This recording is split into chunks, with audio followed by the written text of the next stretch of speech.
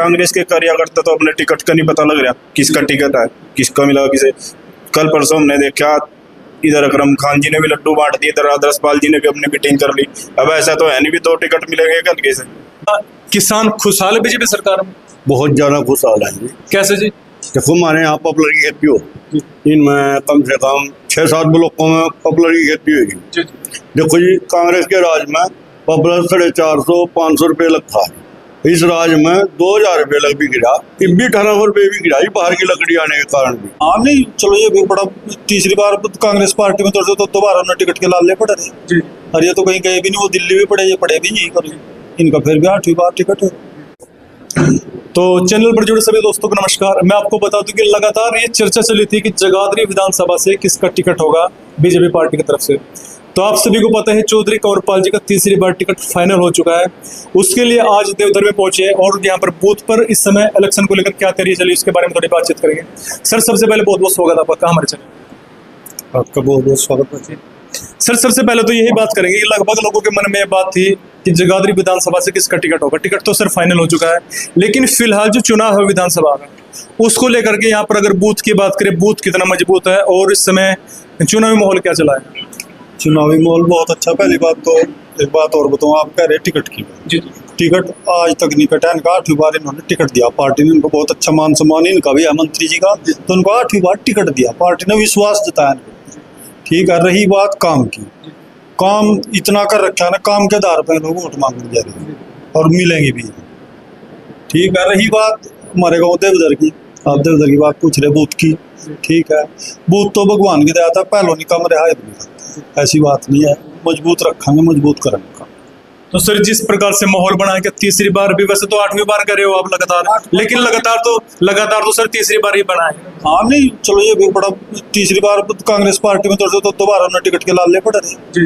और ये तो कहीं गए भी नहीं, वो दिल्ली भी पड़े, ये पड़े भी नहीं कभी। इनका फिर भी 8वीं बार टिकट है, तो उनकी काबिलियत की तो टिकट है। यानी तीसरी बार जिस प्रकार से टिकट भी मिल चुका है, तो क्या तीसरी बार बीजेपी की लहर आएगी? तीसरी बार बिल्कुल आएगी, बिल्कुल आएगी। तो सर चुनाव को लेकर क्या माहौल बना है इस समय? जैसे कि 90 हमारी विधानसभा सीटें हैं, उन पर चुनाव है, तो आप कितनी सीटें मानते हो कि बीजेपी के खाते में इस बार से?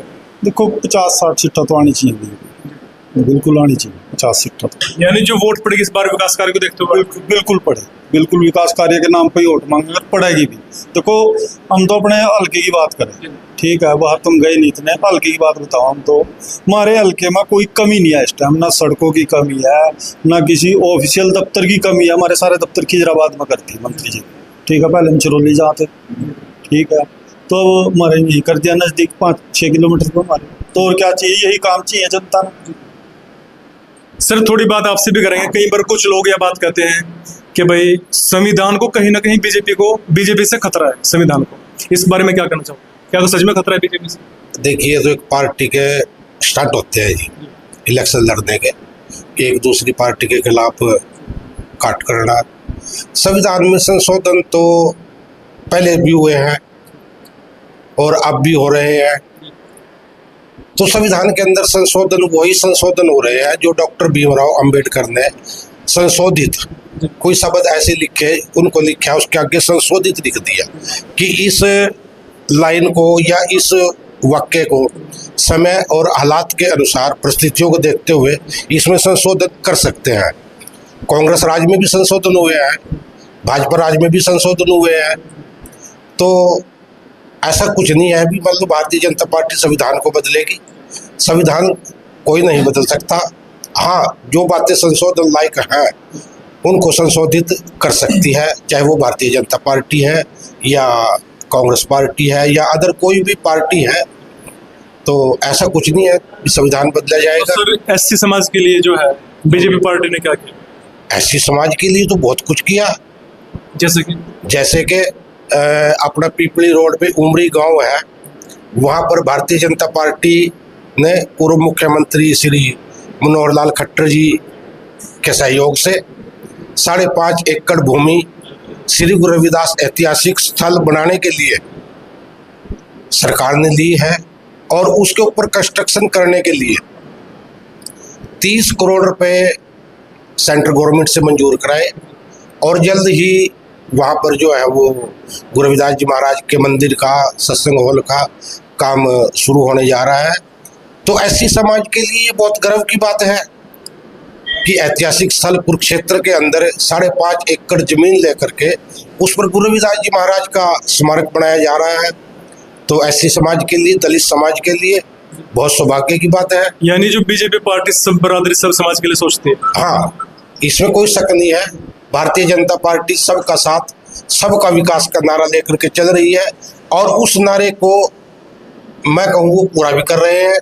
उसमें कोई जातिवाद या कोई ऊंच नीच का भेदभाव नहीं कर रहे हैं। सभी को समान जो सरकार की तरफ से योजनाएं हैं उनका सभी को लाभ मिल रहा है।